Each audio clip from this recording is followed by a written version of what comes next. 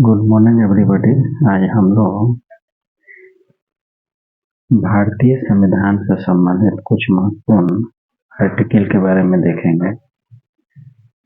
हम लोगों ने देखा था पिछले आर्टिकल में कि राज्यसभा जो है 312 के तहत नई अखिल भारतीय सेवाओं के सृजन के लिए अनुमोदन कर सकती है। नई अखिल भारतीय सेवाओं के सृजन का अनुमोदन राज्यसभा अनुमोदन कर सकती है 312 के तहत। उसके बाद 315 में है कि संघ लोक सेवा आयोग राज्य लोक सेवा आयोग के गठन का प्रावधान है। 315 में राज्य लोक सेवा आयोग और संघ लोक सेवा आयोग के गठन का प्रावधान है। जबकि 324 में चुनाव आयोग अपने कार्यों का पर्यवेक्षण, निर्देशन और नियंत्रण की शक्तियां चुनाव आयोग को 324 कहते हैं। यानी चुनाव आयोग का गठन का प्रावधान और उसके अधिकारों की चर्चा अनुच्छेद 324 में की गई है। जबकि 326 में लोकसभा तथा विधानसभा का जो चुनाव होगा उसमें चुनाव जो होगा वो वयस्क मताधिकारी यानी जो एडल्ट लोग होंगे वही लोग वोट दे सकते हैं। तो यानी चुनाव में विधानसभा तथा लोकसभा में जो मतदान होता है तो मतदान के दौरान जो वोट देने का अधिकार होगा वो केवल वयस्क लोगों को होगा। इसके बाद 331 के तहत भारतीय समुदाय के लोगों को राष्ट्रपति द्वारा लोकसभा में यानी राष्ट्रपति को आंग्ल भारतीय को लोकसभा में मनोनयन से संबंधित प्रावधान दिया गया है। जहां पर लोकसभा में आंग्ल भारतीयों को पर्याप्त प्रतिनिधित्व नहीं मिल पाया हो वहां संविधान के अनुच्छेद 331 में राष्ट्रपति को यदि लगता है कि लोकसभा में आंग्ल भारतीय समुदाय को पर्याप्त प्रतिनिधित्व नहीं मिला है तो एक व्यक्ति को वह लोकसभा में मनोनयन कर सकता है। यानी 331 के तहत आंग्ल भारतीय समुदाय को राष्ट्रपति द्वारा लोकसभा में मनोनयन संबंधी प्रावधान अधिकार दिया गया है। जबकि 332 में अनुसूचित जनजाति और जाति को विधानसभा में आरक्षण का प्रावधान है। 331 में अनुसूचित जाति अनुसूचित जनजाति यानी SC/ST का प्रावधान 331 के तहत आंग्ल भारतीय समुदाय को राष्ट्रपति बने। 332 अनुच्छेद में अनुसूचित जाति अनुसूचित जनजातियों को विधानसभा में आरक्षण का प्रावधान है। यानी SC/ST को विधानसभा में आरक्षण संबंधी प्रावधान 332 में दिया गया है। जबकि 333 में आंग्ल भारतीय समुदाय के लोगों को विधानसभा में मनोनयन संबंधी प्रावधान है। 335 में अनुसूचित जाति और जनजातियों एवं पिछड़े वर्गों को विभिन्न सेवाओं में आरक्षण का प्रावधान है। 335 के तहत अनुसूचित जाति अनुसूचित जनजाति तथा पिछड़े वर्गों के लिए विभिन्न सेवाओं में आरक्षण का प्रावधान है। जबकि 333 में विधानसभा में आंग्ल भारतीय समुदाय के लिए आरक्षण का प्रावधान है। उस मनोनयन के संबंधी प्रावधान है आंग्ल भारतीय समुदाय को विधानसभा में। जबकि 331 में आंग्ल भारतीय समुदाय को लोकसभा में यानी अंतर ये रखना है कि 331 में आंग्ल भारतीय समुदाय के लोगों का मनोनयन लोकसभा में किया जाना है। जबकि 333 में विधानसभा में आंग्ल भारतीय समुदाय का मनोनयन संबंधी प्रावधान है। जबकि अनुसूचित जनजाति अनुसूचित जाति और पिछड़े वर्गों के लिए विभिन्न सेवा में आरक्षण का प्रावधान 335 में है। जबकि 332 में अनुसूचित जाति जनजातियों को विधानसभा में आरक्षण का प्रावधान है। 343 में कहा गया है कि जो संघ की आधिकारिक भाषा की लिपि जो होगी, संघ की आधिकारिक भाषा की लिपि देवनागरी में लिखी गई होगी, वो निश्चित रूप से हिंदी होगी। यानी हिंदी की जो लिपि होगी वो देवनागरी होगी। संघ की आधिकारिक भाषा जो हिंदी है उसकी लिपि जो होगी वो देवनागरी होगी। 343 में अक्सर प्रतियोगी परीक्षाओं में पूछा जाता है 343 जो हिंदी होगी संघ की आधिकारिक भाषा, उसकी लिपि क्या होगी, तो उसकी लिपि देवनागरी होगी। जबकि 350 को में यह प्रावधान किया गया है कि राज्य जो है अपने बच्चों को मातृभाषा में ही शिक्षा देगा। राज्यों का कर्तव्य होगा कि वो बच्चों को जो शिक्षा देगा प्राथमिक स्तर पर वो अपनी मातृभाषा में ही देगा। यानी 350 ये भी काफी प्रतियोगी परीक्षाओं में पूछा जाता है। ये प्रतियोगी परीक्षा में पूछा 350 को में राज्य जो है प्राथमिक स्तर पर जो शिक्षा देगा वो मातृभाषा में देगा। जबकि 343 में हिंदुस्तान की जो आधिकारिक भाषा होगी हिंदी, उसकी लिपि देवनागरी होगी। जबकि 344 में राजभाषा आयोग का गठन का प्रावधान है। 344 में राजभाषा के गठन का प्रावधान है। 351 में राष्ट्रपति संघ का ये कर्तव्य होगा कि हिंदी का प्रचार और प्रसार और उत्थान करे। 351 में संघ का कर्तव्य होगा कि हिंदी का प्रचार प्रसार और उत्थान करे। जबकि राष्ट्रीय आपात संबंधी प्रावधान 352 में दिया गया है। यानी बाह्य आक्रमण, सशस्त्र विद्रोह या आंतरिक अशांति, यानी 352। जबकि 356 में राष्ट्रपति शासन का प्रावधान है। जबकि 360 में वित्तीय संबंधी आपात संबंधी प्रावधान है। जबकि 370 में जम्मू कश्मीर को विशेष स्थिति का वर्णन है जो अब समाप्त कर दिया गया है। और 394 को में राष्ट्रपति को यह अधिकार दिया गया है कि जो संविधान है उसका हिंदी भाषा में अनुवाद कराएगा।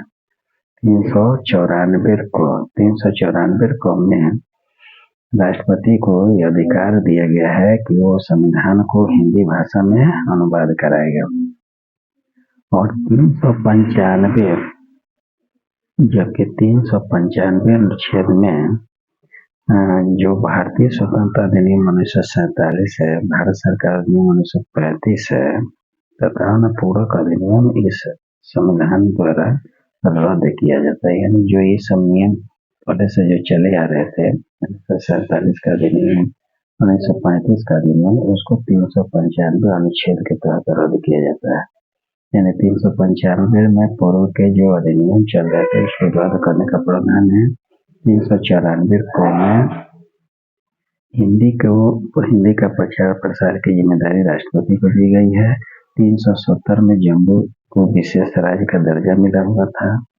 360 में राष्ट्रीय वित्तीय आपात की घोषणा की जाती है जो अभी तक भारत में एक बार भी नहीं की गई है। 356 में राष्ट्रपति शासन का प्रावधान है। 352 में राष्ट्रीय आपात है, बाहरी आक्रमण, सशस्त्र विद्रोह या आंतरिक अशांति की स्थिति में। 343 में संघ की आधिकारिक भाषा हिंदी होगी। संघ की आधिकारिक भाषा जो हिंदी होगी उसकी लिपि देवनागरी होगी। 344 में राजभाषा आयोग का गठन का प्रावधान है। 350 को में राज्य अपने बच्चों को प्राथमिक शिक्षा मातृभाषा में देगा। और 351 में संघ का ये कर्तव्य होगा कि हिंदी का प्रचार और प्रसार और उत्थान करे। और 394 को में राष्ट्रपति जो संविधान है उसका अनुवाद जो है हिंदी में कराएगा 394 को के तहत। 335 के तहत SC ST तथा पिछड़े वर्गों को विभिन्न सेवाओं में उनको आरक्षण का प्रावधान है। जबकि 333 में आंग्ल भारतीय समुदाय के लोगों को विधानसभा में मनोनयन का प्रावधान है।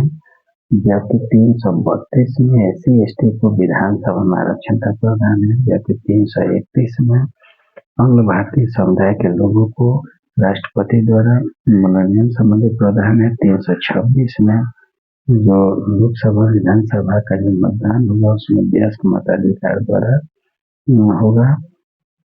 324 में चुनाव का पर्यवेक्षण, नियंत्रण, अधीक्षण करने की शक्ति जो है चुनाव आयोग को दी गई है। 315 में संघ लोकसभा आयोग तथा राज्य लोकसभा आयोग का गठन का प्रावधान है। 312 में राज्यसभा एक नई अखिल भारतीय सेवाओं के संबंधित गठन का प्रावधान है। उसके बाद 129 के तहत सर्वोच्च न्यायालय के अभिलेख न्यायालय होगा। 108 के तहत राष्ट्रपति लोकसभा तथा राज्यसभा का संयुक्त बैठक करता है। 108 के तहत राष्ट्रपति संयुक्त बैठक करता है। 108 के तहत लोकसभा राज्यसभा का 112 अनुच्छेद में बजट का प्रावधान है। 112 में बजट संबंधी प्रावधान है, जबकि 280 में राष्ट्रपति वित्त आयोग का गठन करता है। 280 के तहत 352 में राष्ट्रीय आपात है। 356 में राष्ट्रपति शासन है। 360 में द्वितीय आपात है। 263 में अंतर्राज्यीय परिषद का गठन का प्रावधान है। 263 में अंतर्राज्यीय परिषद का गठन का प्रावधान है। 262 में नदी जल विवाद संबंधी प्रावधान है। 262 में नदी जल विवाद संबंधी प्रावधान है। 163 में राज्यपाल की नियुक्ति है। 15 मार्च 1950 को योजना आयोग का गठन हुआ था। 15 मार्च 1950 को योजना आयोग का गठन होता है। अक्सर प्रतियोगी परीक्षा में पूछा जाता है। 15 मार्च 1950 को योजना आयोग का गठन हुआ था। 6 अगस्त 1952 को राष्ट्रीय विकास परिषद का गठन हुआ था। 6 अगस्त 1952 को राष्ट्रीय विकास परिषद का गठन हुआ था। 1 जनवरी 2015 को नीति आयोग का गठन केंद्रीय मंत्रिमंडल के प्रस्ताव से हुआ था। यानी 1 जनवरी 2015 को केंद्रीय मंत्रिमंडल के प्रस्ताव से नीति आयोग का गठन हुआ था। 22 मई 2023 को नए संसद भवन का उद्घाटन प्रधानमंत्री नरेंद्र मोदी ने किया। राजदंड जो है वो सेंगोल है। राजदंड जो है सेंगोल है और राज्यसभा में 384 लोगों को बैठने की व्यवस्था है, जबकि लोकसभा में 888 लोग बैठ सकते हैं। यानी टोटल नए संसद भवन में बैठने की व्यवस्था 1272 लोगों की है। यानी 888 लोकसभा में बैठेंगे और राज्यसभा में 384। यानी नया संसद भवन बना है उसका उद्घाटन 28 मई 2023 को प्रधानमंत्री नरेंद्र मोदी ने किया और इसमें बैठने की क्षमता टोटल है 1272। हमेशा प्रतियोगी परीक्षा में पूछा जाता है कि इसमें बैठने की व्यवस्था टोटल लोगों कितनी है, 1272 है। लोकसभा में 888, लोकसभा में यानी निम्न सदन में 888 और उच्च सदन यानी राज्यसभा में 384, दोनों को जोड़ेंगे तो 1272 है। इस नए संसद भवन का इंजीनियर जो था, आर्किटेक्चर जो था वो बिमल पटेल था। बिमल पटेल ने नए संसद भवन को डिजाइन किया था और इसका निर्माता जो है जिस कॉन्ट्रैक्टर ने बनाया था उसका नाम है टाटा। टाटा ने इसको बनाया, बिमल पटेल ने इसका डिजाइन किया और इसमें बैठने की व्यवस्था 1272 लोगों की है। 888 लोकसभा में, 384 राज्यसभा में है।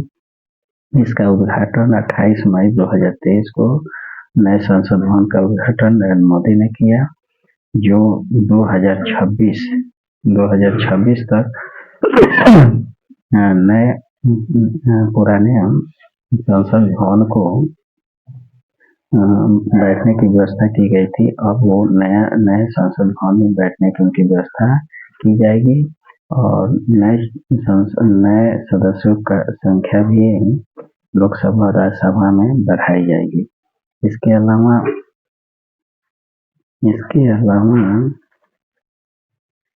अनुच्छेद 1 में राज्यों का संघ है। अनुच्छेद 1 में राज्यों का संघ है। 2 से 4 तक राज्यों के निर्माण, गठन और उसके क्षेत्र में परिवर्तन की शक्ति संसद को दी गई है।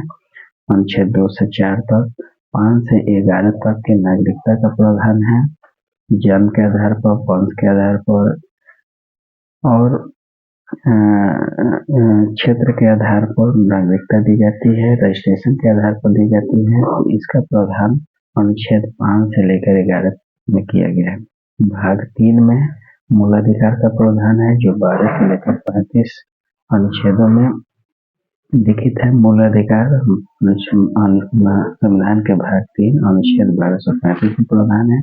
भाग 4 में नीति निर्देशक तत्व है जो 36 से लेकर 51 तक है, जबकि भाग 4 को में मौलिक कर्तव्यों की चर्चा की गई है, जिसमें स्वर्ण सिंह समिति द्वारा यह सुझाव दिया गया था और रूस के संविधान से लिया गया है। भारत के मौलिक कर्तव्यों में मूल जो है 10 है, बाद में 1 जोड़ा गया, जिसमें गार्जियन की जिम्मेदारी है कि अपने बच्चों को स्कूल भेजें।